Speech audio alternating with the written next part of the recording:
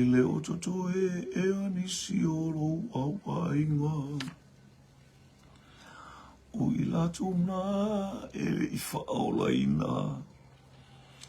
Po o lo tina, po o lo tama. Tai mai, rona lima. Au mai, sawo I le mafutanga. Au mai, sawo I le mafutanga. Mafutanga e whaalea nganga. Au mai sawo. Tai mai se nganga. Ile mafutanga.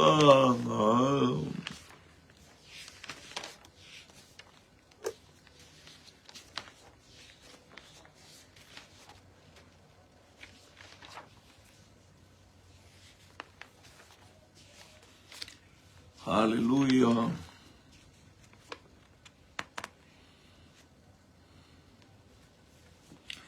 Tatu talo ia mato fafo yatu yatu oelvi ingal mato tuol ni va engole. Le aso ina o mato molof mono wanga lei faftaila utaita inga faftaila watia. O yo vai fa vaulo lofa faftai mato muo mayate oelo mato tua. Hallelujah. Nene yaso mata mo fie malene tu waso. Fa munu yo pengta fa ilangi fa munu yo fo ile ingol fa totua. Hallelujah sound yo nei po kalami mato wala au fa tang sielo wanga pa ia tau to lu mai mato fa mon mole. Ina ila usa bali le mata mo fie male. Hallelujah. Male o maronta mau ai. Ia I umia uma I lobi inga ona o Yesu. Amen, amen, amen. Hallelujah. Ialeli. Fatalo fatu o penga te fai langi, fatalo fatu fo il tatu ainga mafuto mai le itu aso. Fatalo fai le. Ainga o le fatu atua maltino geriso. Talo falau. Halo fo iau ona le atua, fatalo fatu fo ilusiana nai. Malo soifua ni ialeli. Malo fo ngā lua ni tai au vi ia la tua. Praise God. Ia ai. Hallelujah. Manu ia sa monei. Palasina I tamai ma ulu ailon ti munga tele. Anthony tanwa sa talofa lava. Fatalofa tato ofisa o ngā tonu. Ia el ngata fo ilea. Anga imosio tato ainga. Malo boksima talofa. Ni ia leli. Ia ilia tua le vi inga, ia ilia tua le wha manu ma le wha ne tanga. Ile manuia fo i o le atua ne yaso, whaftai tiele lava ile lii. Ia ona o wha manu iaga. Whelanu lanu wai fo ina mo I tātou. Ni ia lava le atua. Praise God. Ia. Malo le pale malo fo le tato wa ingali le fa malos ia ila upolo kalame ai mai no maole ala ole tau le ma ulu mai ai le malos si tim auto inga me pe ma ia ya tangata fo inai pasa kung ali fafo dia wa pena e ma ia ia tangata. Ole fisili mo mo dato por galamel nei tu aso. Hallelujah.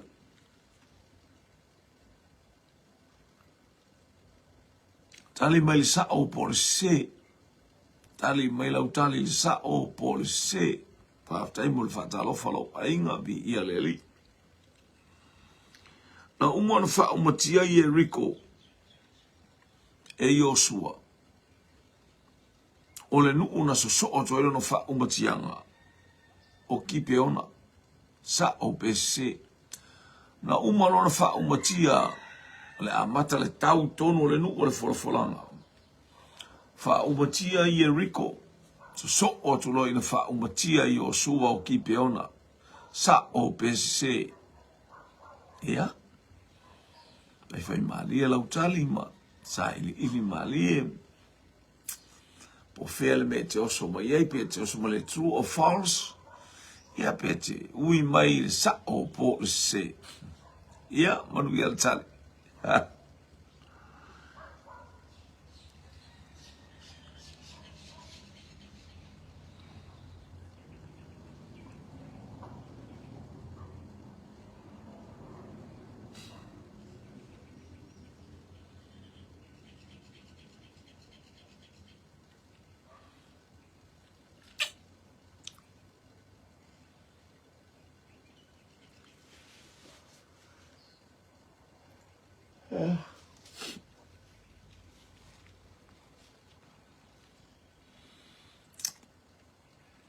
tali mai sa o PSC na umaro na fa umatia e Yosua Jericho o le nuu na so o tuailo na fa na so o tuailo fasinga po le fa umatianga o le nuu na o le nuu o kipeona sa o PSC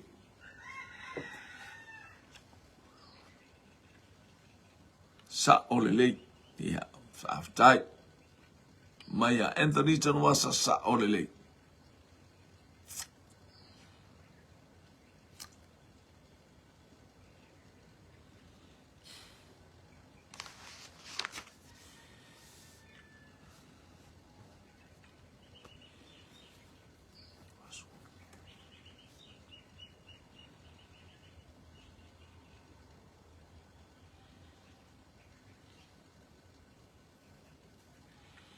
tali mai a Anthony Tanuasa sa o le lei talofa tema ma lo le soifua ma lo ia ma lo le usu ma lo fo ile fa malosi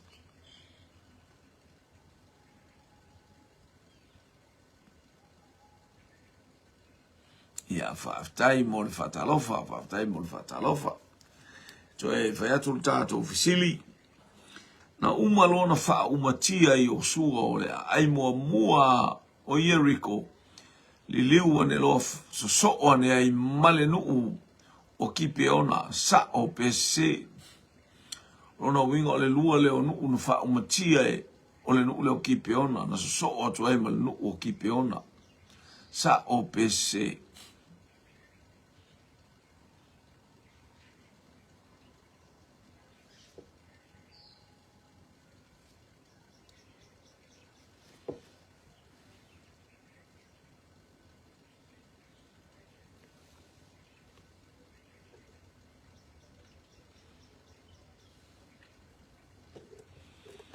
Tala watu lo sunga la angilu tau. Ia tale mai chema sa o le lei.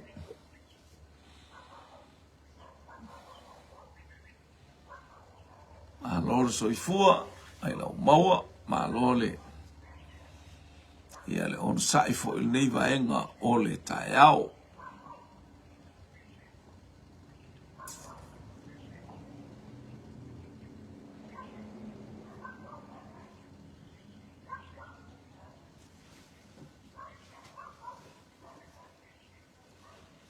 Aleluia, aleluia.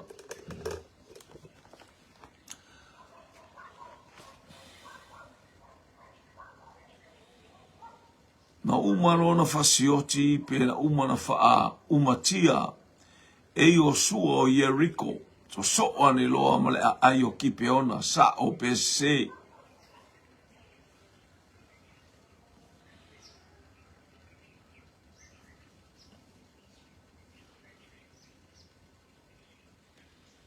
Lua tatou talia o iai.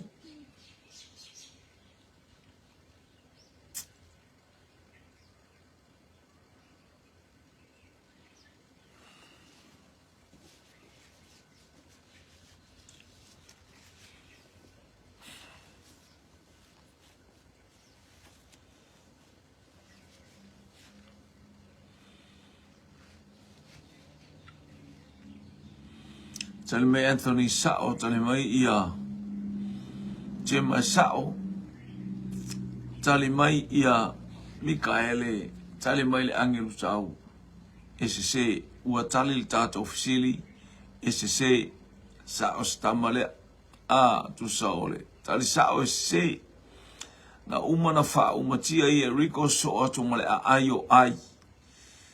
Ele fa umatia fo ie le nu o ia Rico. O le nu una na fa sauina a ele fa umatia na fa umatia ia Rico so o ma ai na fa sao le nu o kipeona i ia lele. Ia praise God.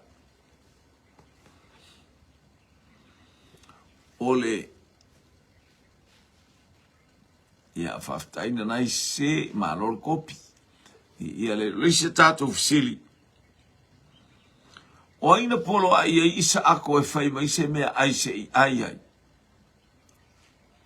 o aina fai i ai toi ina isa ako le fai mai se mea ai o te ai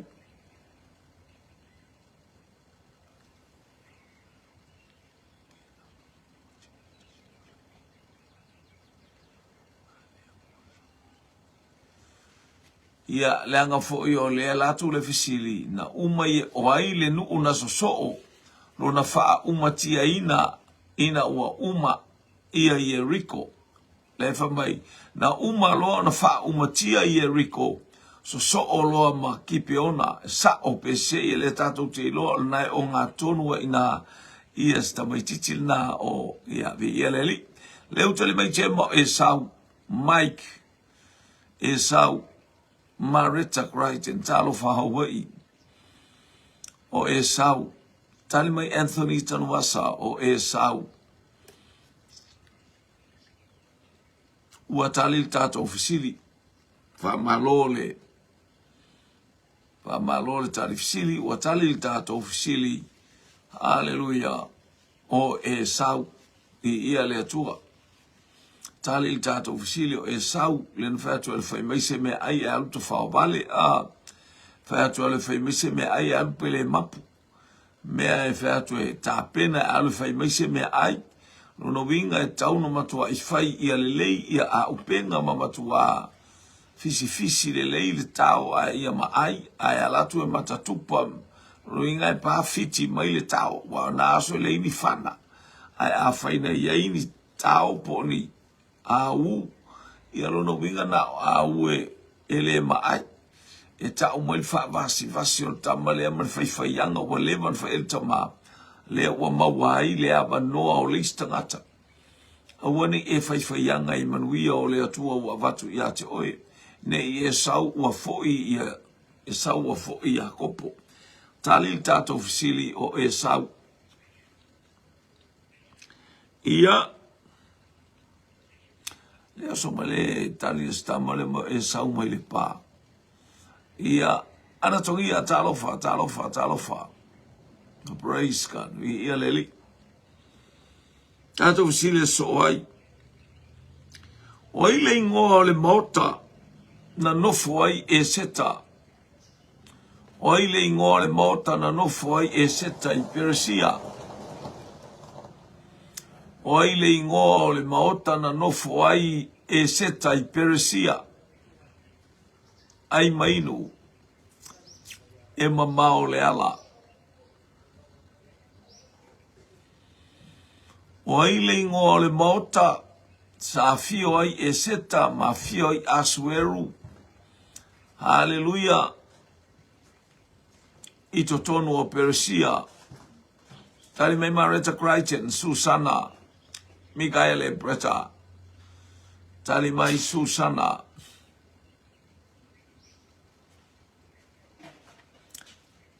nanai Susana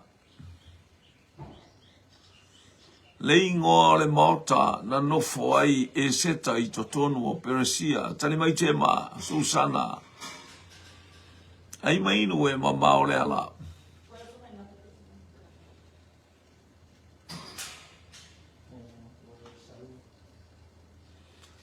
ia le o wa to fai mai ka ko chicken soup ele tato to fine ia anatongia ma lo fai chicken soup tali mai Anthony Tanuasa le maota i Susana, ua tali le tātou fesili. O le maota i ngoa o Susana, ia o se maota tele le i tūtono o Persia, tele na whaongaina e tupu. Hallelujah. Ia, mana ia tele le a aile sa maua i fo ile a manoa e nofo il tupu, nepuka nesa i le stein. Hallelujah. O ile ingoa le fafine na ngau ile loto o le faifa ato anga, ile sisina o lona afu ia na ngā ruenga sa whai ai. Uia oso. O ile ingoa le fafine na ngau ile loto o le faifa ato anga, ile sisina o lona afu, ile mbunga la mga ruenga sa whai. Hallelujah. Praise God.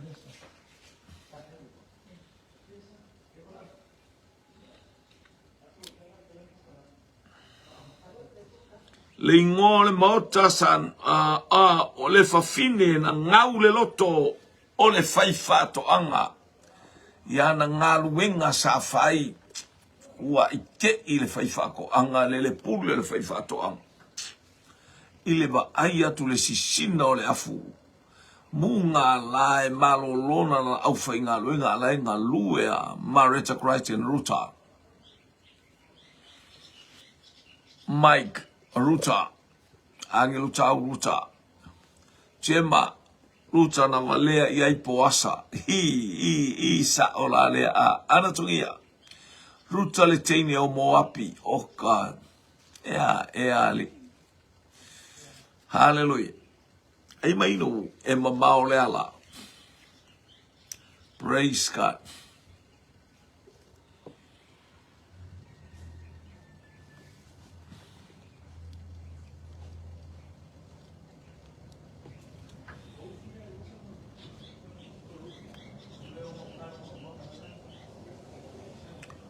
Famai ana tongia o Ruta. Le teine mai Amerika Samoa. Ngasa kamare whaare le mai ngau fia. E ngai fia kama ke le whaftai manuia lo waso oe ke awhi mai bako whaare pia whaare bako sa kaufi. I o la whato a mai ufia whai eile matou nanai o le teine mai sa anapu o Ruta. Hallelujah. Ia ua tali le tātou fisili le fisili munbule usau ia ana tongia o Ruta mai whaare wha. Whatala watu sa mo sifa sami vi ia leli. Praise God. Hallelujah. Mana ia peana mai ufi au umana saka. Manua mai ie se aile ufi le na mai ne ie si. Es mato faila utusi. Hallelujah. After mo le combination soap.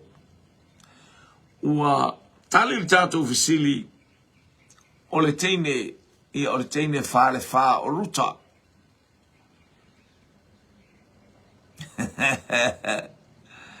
Ia se o matou whaila utusi la faufi. Hane sa fwoi whaari ali ma ia na ufi. Ia e whaftai le atua i le anga le leo le whaila ukusi al mako whapoponga al matou e kalesia. Ruta na valea i aipo asa mai il tama o sole. Ele i valea ia prada kasu. Vi ia le li whaftai grey. Mo le valea o steine o Ruta. Vi ia le atua. Tali le sa o pole se. Sa o pole se. O le whaitoto o Jerusalema olo o iai le vai na fia inua i ai tāvita. Ti ngā ina tāvita e whialua i le taua.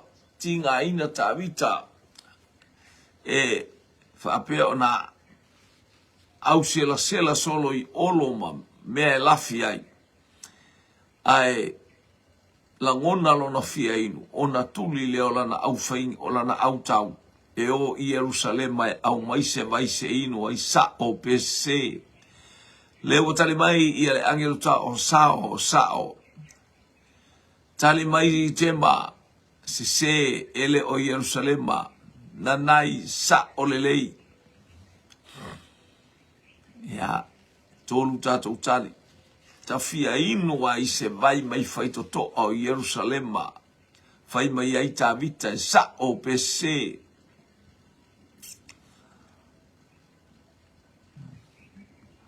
Mareta Crichton sao, nanai sao, Chema se Mike sao. To e tasis tatou tali. Hallelujah, ai mainu e mamao le ala. Ia.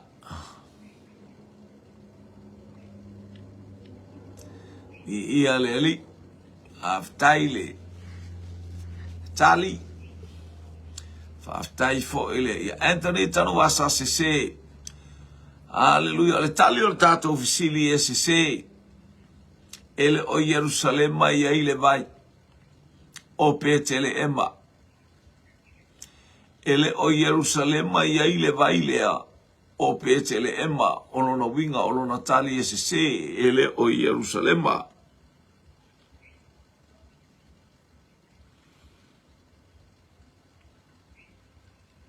O ai o Petania ma Jericho.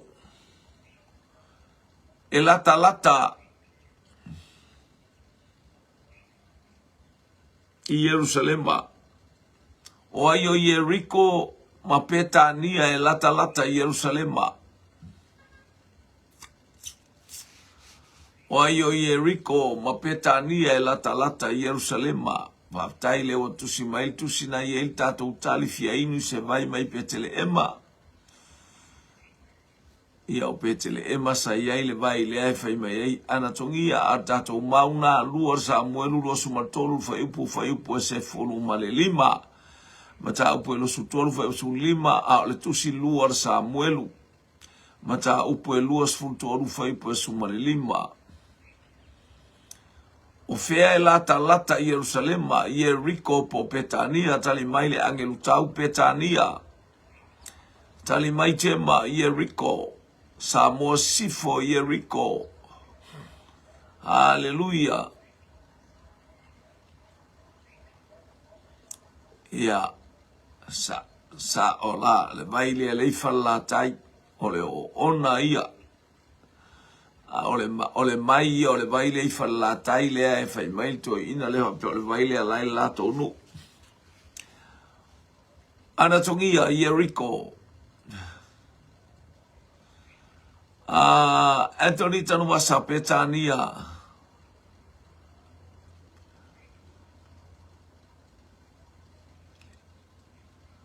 Hallelujah Marita Petania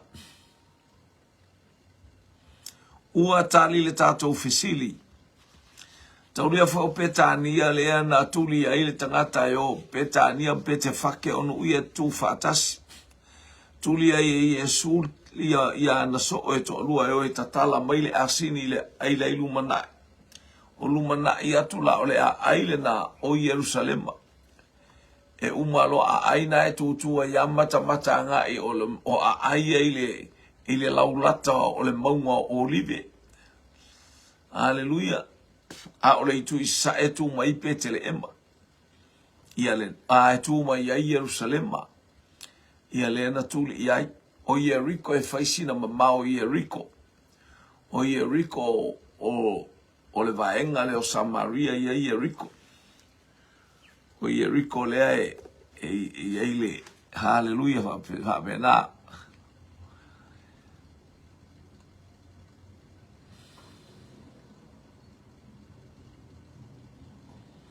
Ia na vi ia le li tai mo mai ia praise God tali le sa o po le se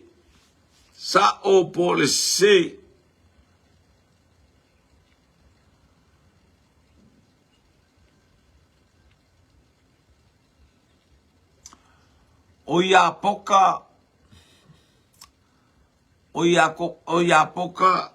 le nu usa no foi stama e sau o ia poka o le nu le sa no foi sto ina e sau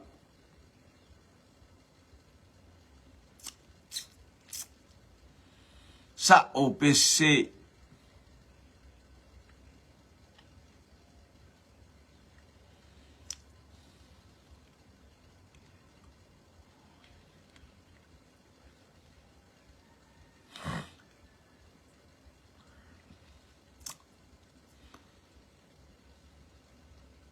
Tali mai chema, Sister Faortane, se, Mike se, Mareta se, Anatongia se,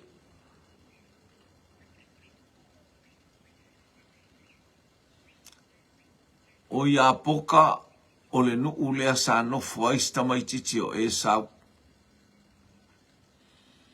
Hallelujah. Fa tatou tali se uma. Hallelujah. Ia leo sau au atu e whamesta ngata e tusa maatali mai. Hallelujah. Malista ngata. Mena e ta ole mena e ta ole whalango lango fua o lisi tali a lisi. Afia ai loa ia ua te ia mai ua fia le leifo e lisi a vatu ai sau mea ai. Whapena me e whai e tamaiti ia na uteine lea la kama lea make o make au o la kama lea na aftai ua tali le tātou fisili o e tutusa le tali le tamo le Mount Fao ma le teine hallelujah mai manukau e se o le tali e se o le nuu leo ia apoka o le nuu lea sa tau vivi pe tau pi ai le angelu mai a kopo.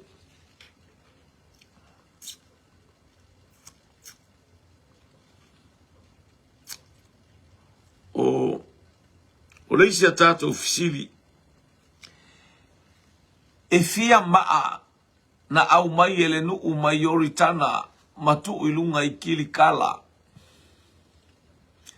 na au mai ele nuu mai totonu le vai ma ave watu i kili kala e fia maa na piki ele nuu a otkolosi mai le vai tafe i oritana le au tau a Yosua po le au malanga a Yosua po le nuu na au mai Yosua e fia maa na o lato piki inga mai ele au sale vi ia matu i lunga ole tu i le itu lea tema pe ia esfulua ea Mike sfulmalelua Anatongia sfulua maa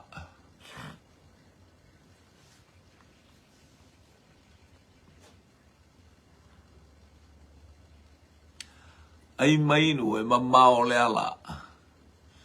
Anatongia sfulua maa. Anthony se fulu malelua. Marita Crichton se fulu malelua. Ua tali la tato fisili. Moli fa malo. Moli fo ile. Hallelujah. Ile. Songa songa. Marisa ili marifaitau tuspaia. Hallelujah. Anatongia se furulua ala maisale aula ma kuikuio lava a fatai watali li tato fisili e se fulu malelua ma ia masi tamaititi le mai Mount Fao le fa mai es furulua ma watali la tato fisili e se fulu malelua ma la le winga o ia ma es furulua la se winga o ia ma es furulua sa ortani furulua ma la se winga o ia ma es furmalelua la se winga o le se furmalelua ma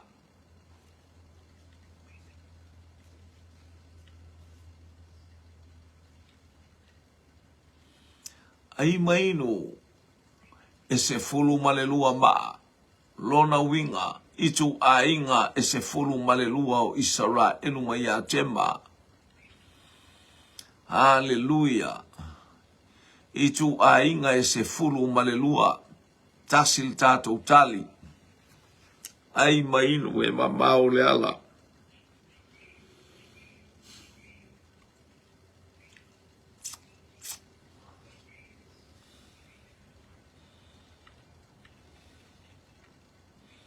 Itu ainga o Israelu mai atanu vasa family. mai ile angelu tau se fulmalua whanawa Iakopo po itu ainga o Israelu au le leil tali. Mareta Crichton sfululua itu ainga o Israelu wa ova le au le lei. Itu ainga o Israelu mai ana nai. Ia le li malo le tali. Ia malo foi tautusi, malo sa ili, malo le sue, ia malo fo ile. Hallelujah, praise James fumalelua, Anthony Tanuvasas fumalelua, itu ainga Mike Fanawa Yakopus fulua itu ainga, Mareta Crichton itu ainga sfumalelua, itu ainga Israelu, na itu ainga Israelu, male tama lea mai male poni itu ainga o Israelu se fulu malelua malo le fa malo si malo voltali o mai e fai ma fa maoni anga le itu ainga se fulu lua salato abel atola awa le atua fa tai watali tato silo tali nama ya anatongia watali tato sili hallelujah fulu lua maa. Hallelujah o itu ainga ia o Israelu es fumalelua o le whanau e Iakopo ia leana o le ata na es fulua a fesilia nea o tō whanau aia ma es fulua o le ata lea male numera lea o le whanau ai Iakopo na tupu mai ai le whanau a Israelu ia vi ia lea tua ia telefon taka telefon tali a ia leli na lau tama e foi le Mount Fao le fatantani o ile ai. Ale tali mai le Mount Fao i lunga. Hallelujah, praise God. Na soa o e Mount Fao. Vi ile li. Le stato fsili tali le sa o police. Sa o police. O apineru na tai au mua ya Israelu. Sa o PC o apineru na taitai mua ya Israelu lo wa taitai leo Israelu sa o PC ia sfuru sole ele se furu dual fanga wale elu sfuru fa el fanga wale ale angelu tau na ngale angelu tau ela ititi alia esel to telo no esel to telo na fa fianga Meneria la faele talofa. Hallelujah. Sa o peseo apineru o le urua itai au leo Israelu. Sa o pese tema sa o. Tanumasa family through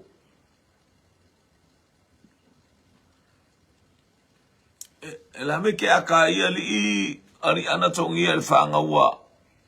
Ale fakong ele kele ai se pikon fakong wari ale ela ititil tangata esel au malos engalue esel ngalue o tangata Mareta Crichton sao tene mai Hawaii io e faftai ile su e nei tangata e ave ala le faula ile ia wa masanga isi mea tai masanga ata miti ile ta tai lua masanga ile tausanga ia le wa misa tulunga tari lea ana tongia sao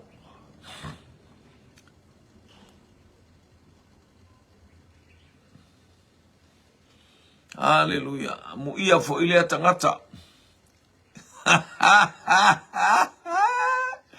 Alongor kamalo. Alongo ya tanwasa. More blessings. Yeah. Hallelujah.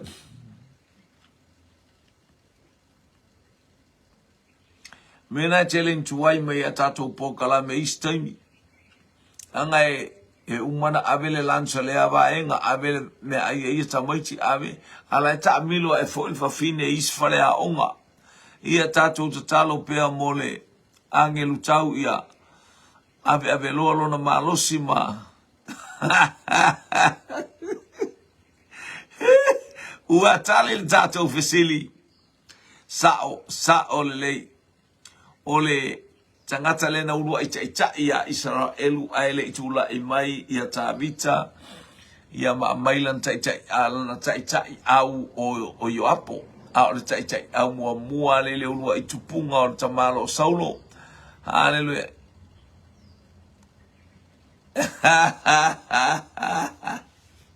Ia vai le vo ai fe wan ave ia se me ai tamuiti ai fo walu ave me ai tamuiti ia lo wow I o tahu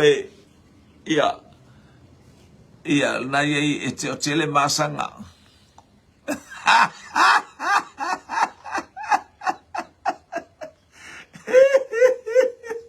amene o tali tato ofisili o le tato ofisili ina wa fasul minute te ai le tula. Hallelujah. Sfumalua o sfumaltasi na itono au kilani New Zealand ia maleatunu o New Zealand o le tato o ai seta mao Saulo o ai seta mao Saulo o ai seta mao Saulo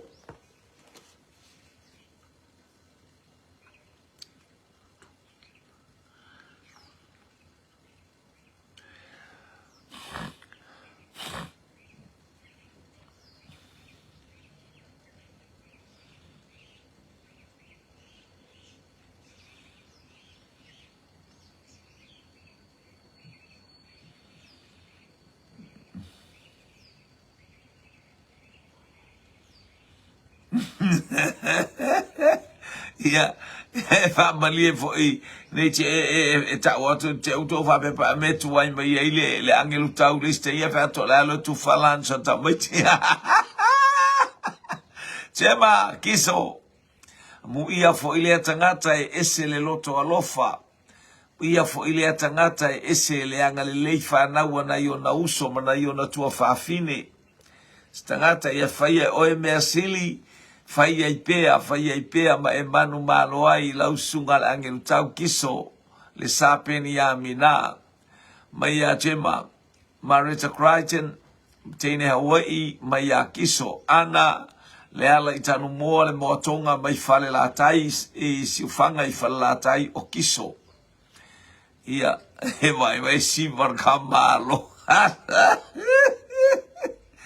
amu ia fo ile atangata le Hallelujah fa taunga tar so I fuanga ia ai esele alofa I alom fa naua na esiona ainga na iona tua fa fine ma na iona uso o tele ala tu fa na ia la uma I ile angelu tau fa polo kalame fa tai ana tongia kiso le tamalo mai sale aula ia na le siva ma tamalo mai sale aula and ia tali mai le ainga mai a paleona.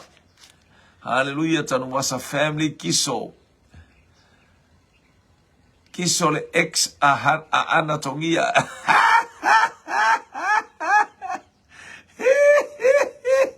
ia lea faiso o sale aula lea ua maltamalo o kiso le ex a anatomia ai le siva kapa Hallelujah.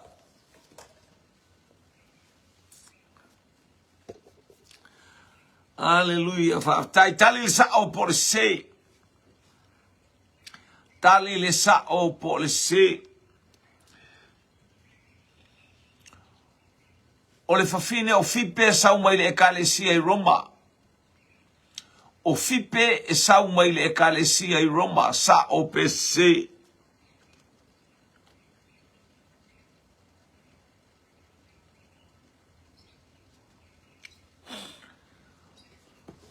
O tina ia fipe sau mai.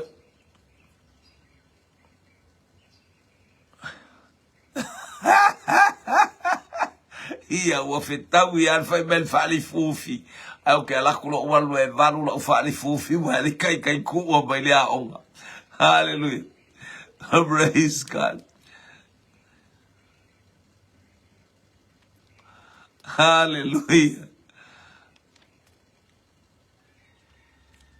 Right. O fipe o le fafine mai le ekalesia I Roma. Tali mai anatongia. O leo to e me mai lalo. Gemma se Mareta se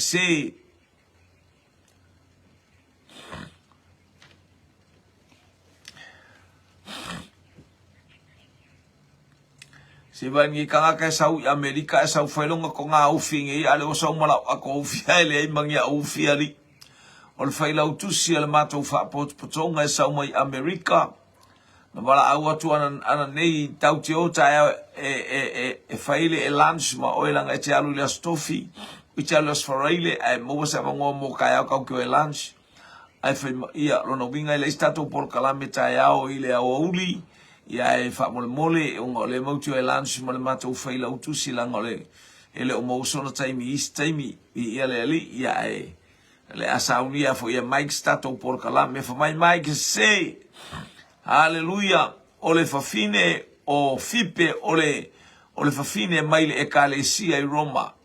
Ia de wa. To e tasta totally. Hallelujah. Ia le ali. O fipe ia le watali mai ia Mike se tali mai anatongia se ua tali la tato ofisili SC o fipe o le tina mai to tonu o le ekalesia I Korinito o fipe o le tina mai to tonu o le ekalesia I to tonu o le ekalesia I Korinito ia la wa sawal tamalo mai Amerika sawal failono tama umanga ilunga le maunga lale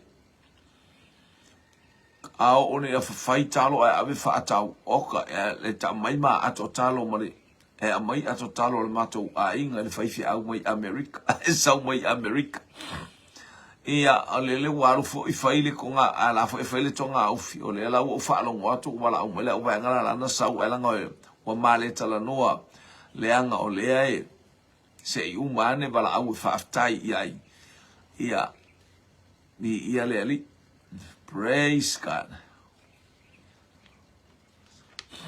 Ni ia le watali tato ofisili ua se ole to ina lea ole lo matua lele wailoa o tama I Korinito a I tono o ina inu na ate naima ia ma Korinito sa wele fine lo matua le ana na tau Roma il telo I Roma nalu ia I Roma aina ave ye Paulo le tusi Tatulo tusi Paulo na o mau tala ele la alu fipe I Roma Fatu Paulo fai o awet ia eta ua mate me te aruai e tauna e alu bari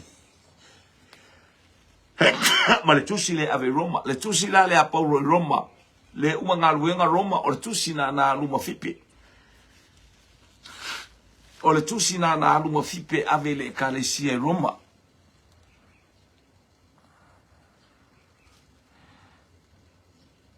se sole se eu vai ver tá uma eu tá o le o mai te niti la você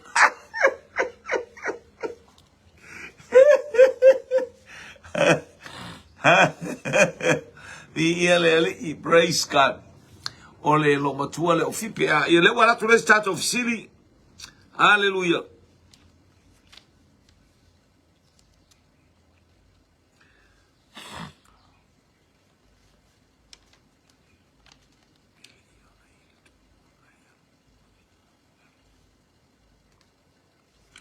o ai le fafine le iva ai ilo tolu ile tama pele iva ai le tamaloa e famai okay makeo male au nga oka se tene sole ina amata utia ele iva ai le kamaloa ele iva ai le tama pe pa e pe ululi pe ena pe au le lei pe au le anga aya oka se le va ile loto le fafine o le tene Mateo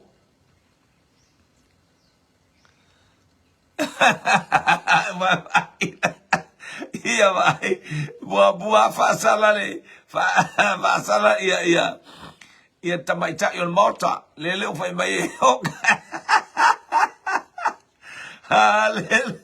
le watali mai jema le watali mai sister liu falatane ai le orepeka Marita Crichton, Rebecca, Mike, Rebecca Maisafata, la fo sul palota. Wa umal paloka, ala fo koe fai mailis kangaka le ai koe fa. Na wa molia iale whainga palota safata.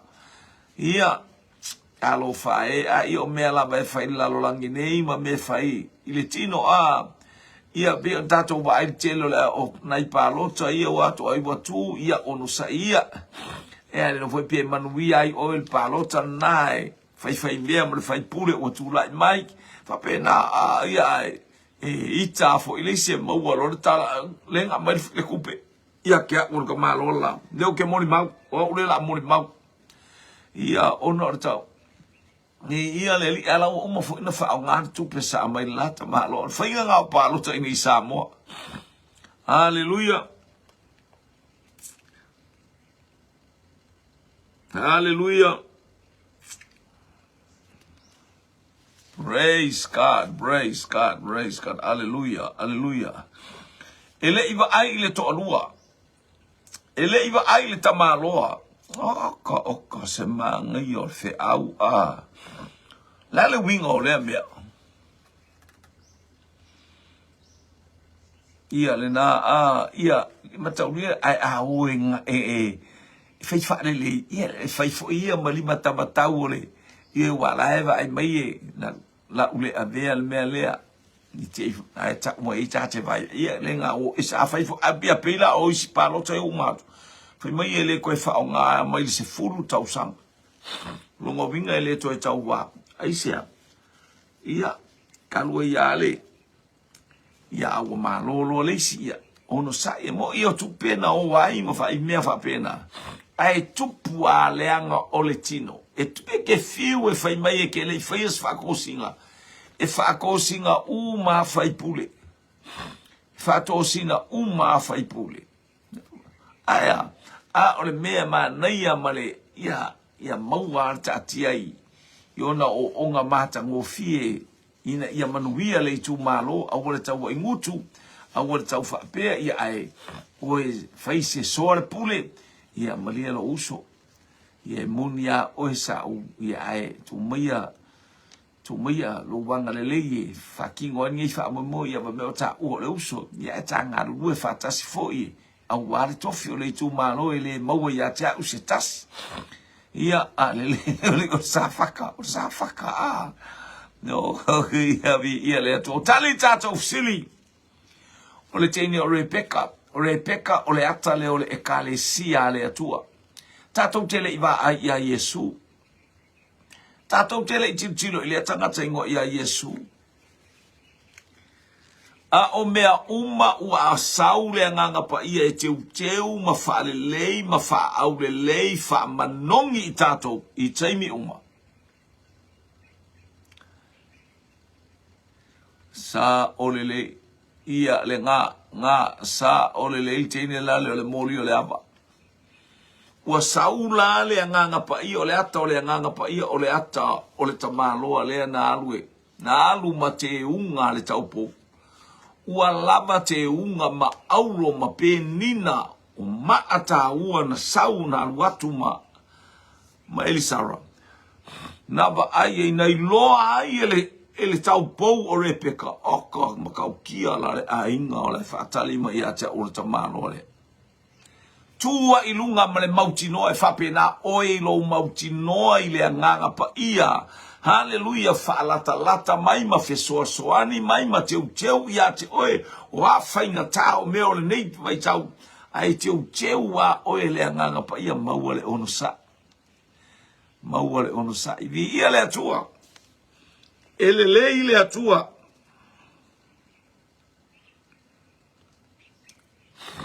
Ni ia le ali eselmana yo le nei eselmana yo nei to mai ta ia e be utato tal no fo yo le mana yo le iva ai yo te lo tato matato wa ai atu ai fa manu yanga le atu awone bi tato yo ai lo wa mau e lo uso le ava noa ia alu fa ta lo fo ia manu ia la se e mai tofi la ta po ia tu e una ia me fa le ton ole a o ole a o pulea lo to a pera fai me selmana yo tangata e pule lo toa nai lo le toa ya e le olo pole ale maua lunga poko e fanga u poko e kau e fama ye silia ya le toa e pule lo na lo ya e moni ya e me fa pea al mana ia yo tato fala talata ile atua nei che waru se aso ake o sau ake o mai o tini le mai tutuila me sa mo tini le mai o le ala tang mo le watu mai falata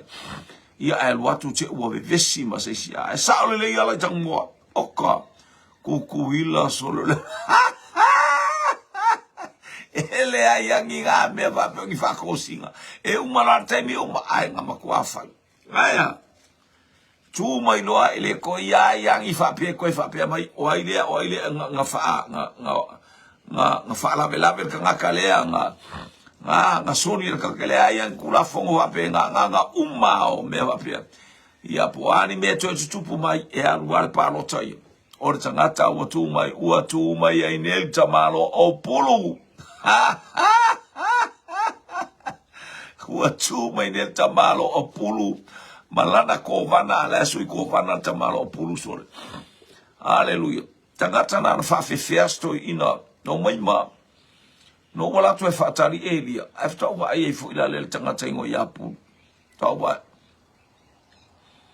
sau tamalo fa mai ole mala tato pokala me vi ale le utala no atu ona ole ya mo fo isi to fi mali ya mo fo fia lo bainga fa man wi ale atu ole tato pokala me nei ya uli je ile ngale le ole atu fai oe mo Rebecca hallelujah anga pa ole ato e kalisia ua teu lo na loto e fitaia I mafita mafainga ta o ame o mai wana iloa wa awina mai le nganga pa ia o le awina le nganga pa ia fa Yesu o chalu ai awina I folenga teu waila na ekalesia o ai o ana o tema o le angelu tau o le tama Mount Fao o lo matua mai Hawaii ia le anonoa I o le ainga o mafuto mai teu o tatu loto e le nganga pa ia hallelujah ina ia ile anga le fatai mo lo faanga ia anga le atu le atua hallelujah ai sau puru fo mai